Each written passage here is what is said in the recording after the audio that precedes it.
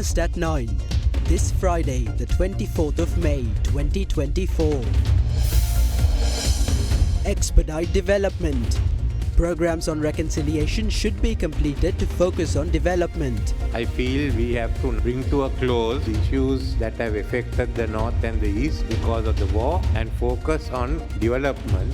President reveals plans to elevate the status of Jaffna Base Hospital into a national hospital. Inclement weather. Prevailing southwest monsoon-related rains and strong winds claimed the lives of 7. Dozens injured. The Met Department expects rains to continue. Investment. Government to attract investments to lands in Colombo. Expects more FDI in the near future, reveals State Minister of Urban Development and Housing. Gliese 12b. Habitable planet discovered just 40 light years away. ඔබේ විශ්වාසය දෙනු සෙන්සුරයින් දැන් ළඟමැති ෆාමසියෙන් ලබාගත හැක. This is Derana First at 9 with Indivadi Amawata. Live from Studio 24 in Colombo. Very warm welcome. You're joining your premier English news service. Let me take you straight to your headline-making stories tonight. President Ranil Wickremesinghe says it is time to resolve problems related to the war faced by the people of the North and the East and to focus on development of the region. Speaking at an event in Jaffna, the head of state claimed that the government is committed to establishing the Commission for Truth, Unity and Reconciliation with a view to providing reparations to the people of the North and East of Sri Lanka. Speaking on the development of the region, he added that the North has the potential to be a major centre of power generation in Sri Lanka and that by establishing power plants in Jaffna, Sri Lanka can supply electricity to India. The newly constructed Clinical Training and Research Block of the Jaffna University's Faculty of Medicine was inaugurated today under the patronage of President Ranil Wickremesinghe. Governor of the Northern Province, PSM Charles, and parliamentarian of the Lanka Tamil Arasu Katchi, M.A. Sumandiran, also graced the event. I am so proud to announce the completion of the Clinical Training and Research Block of the Faculty of Medicine, University of Jaffna, marking the first significant construction of the faculty in 46 years. Thank you, Mr. President, for this opportunity to address you as a representative of the people of Jaffna. We thank you for giving priority to events here and personally coming over. We do welcome the President most warmly and appreciate all that you are doing during this visit and all of your visits to the North. The next hospital to be upgraded as a national hospital is going to be Jaffna Hospital. I want Jaffna to have an excellent health system. I feel we have to bring to a close issues that have affected the North and the East because of the war and focus on development. Firstly, aspects of reconciliation, the question of missing persons, the compensation, and what do we do with truth and reconciliation. We also recently had the Nawaz Commission report, which went into all the earlier Commission reports. I accept the fact what their recommendation that the missing person office needs a shake-up. We'll have examined what are the changes needed in the office, and with that comes the whole issue of paying of reparations. We couldn't pay very much in the last 2 years because economic crisis, but we have to set aside money. Then the truth, what happened, what are we doing for reconciliation? Government is committed to bring the TRC, but the main issue is the judicial powers. So the government will have to take a decision to get the TRC made into legislation. Next is the development potential. Take renewable energy. Jaffna, with its solar and the wind power capacity, certainly can be one of the major power centers of Sri Lanka, from which we can also supply India.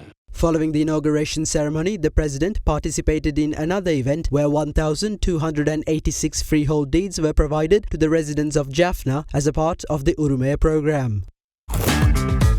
Crunchy goodness for hunger on the go. ජීවිතේ හැම තැනකදීම smart වෙන්න පොලිය විතරක් ගෙවාගෙන යන්න CDB Smart Draft. Also in news tonight, the Department of Meteorology forecasts that the prevailing rainy rainfall and winds are expected to persist over the next few days owing to the southwest monsoon conditions. Taking the current weather pattern into consideration, the Met Department issues an advisory for strong winds covering several parts of Sri Lanka in the north, central, western and southern provinces. The prevailing inclement weather continued today due to southwest monsoon conditions. In Mundalama, a fisherman who set to sea disregarding warnings issued by the Department of Meteorology for heavy rainfall and strong winds as well as rough seas was reportedly killed when his boat capsized. In a separate incident, 3 members of the same family were injured after a tree collapsed onto their vehicle in Shillong. The injured, a mother, father and their 7-year-old daughter, were admitted to the Marvilla Base Hospital for treatment. Meanwhile, a massive tree collapsed onto the Hatton Muscular Main Road, disrupting traffic on the road. ගස් කඩාගෙන වැටීම නිසා මෙම දින කීපය තුල වාර්තා වන මරණ සංඛ්‍යාව 6 persons have been killed following the collapse of trees. 11 persons have been injured. An increase in the collapse of trees is observed. There is no policy on tree plantation in our country at present. We have realized that it is crucial to formulate a national policy. We expect to inspect and follow Singapore's model to do so. We hope to inform the general public on suitable trees to be planted on either side of roads and to also formulate a policy for this purpose. We have given this responsibility to the National Building Research Organisation.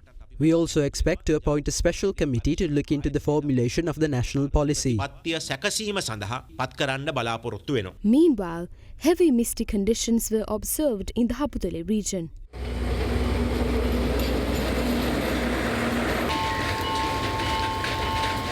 Reports of the Hydrology and Disaster Management Division of the Department of Irrigation shows that water level of the Kalu River has developed into a minor flood level at Millakanda. Meanwhile, the water level of the Attanagala Reservoir too has developed into a minor flood level from Dunamale. Taking the prevailing inclement weather into consideration, the Met Department forecasts heavy rainfall to persist in areas in the western, Sabaragamuwa, central, northwestern and southern provinces as well as in the Mannar district over the next few days. Meanwhile, the National Building Research Organisation issued early landslide warnings to several areas in the Colombo, Kalutara, Kegol, Nuwara, Ratnapura and Kandy districts. The National People's Power has taken the decision to challenge the Economic Transformation Bill before the Supreme Court. The Economic Transformation Bill and the Public Financial Management Bill were presented to Parliament on the 22nd of May. State Minister of Finance Shahan Semasinghe said the Economic Transformation Bill and the Public Financial Management Bill were created to enhance the management of public finances, thus protecting against future economic downturns. However, the National People's Power criticised the government for presenting a bill with significant economic implications in a dismissive manner, as they say, and has proposed to abolish the Board of Investment through the bill. They demand a clarification from the government, noting that no request for the act has come from the National Chamber of Commerce, industrialists, associations or any other related parties in the private sector.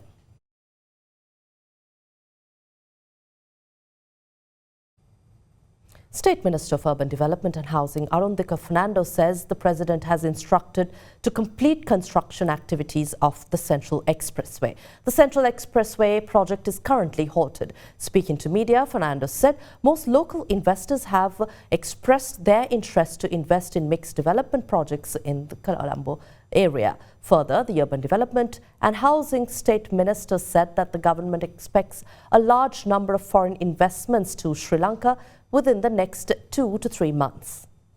The President instructed to recommence and complete construction activities of the final phases of the Central Expressway. We have identified some of the valuable lands in DR Vijayawardena Mawatha, which is also known as the Makalam Road in Colombo. We are planning to find investors for those lands.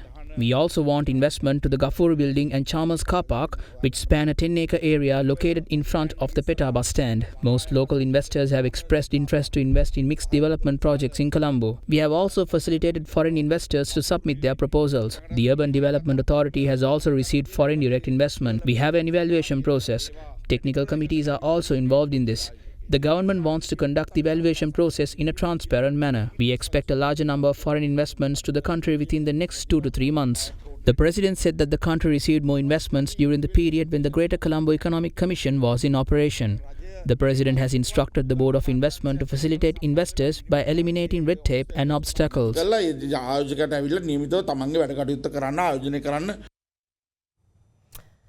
The High Commission of Sri Lanka in Malaysia says that it successfully repatriated over 1,600 illegal Sri Lankan migrants from Malaysia.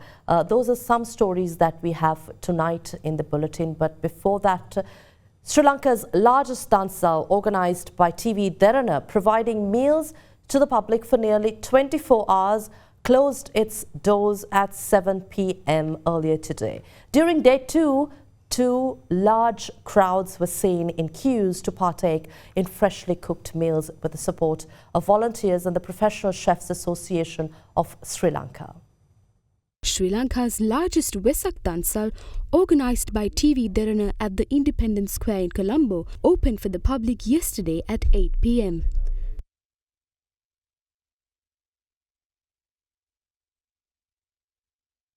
We have to engage in religious activities such as providing alms during the day of Vesak full moon Poya. As Derana, we thought we should organise alms for all Sri Lankans. We organised Sri Lanka's largest dansala with the support of our office staff. A huge crowd has already arrived at the premises. We are happy to see that. On its second day today, large crowds were seen queuing up to participate in the Derana Dansal. Derana Dansal received the support of the Professional Chefs Association of Sri Lanka, Sri Lanka Air Force, Colombo Municipal Council and the Ministry of Public Administration, Home Affairs, Provincial Councils and local government. Despite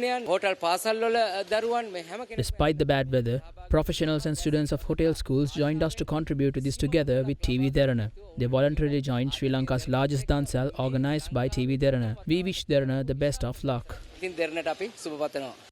After nearly 23 hours, the Derana Dansal closed its doors at 7 p.m.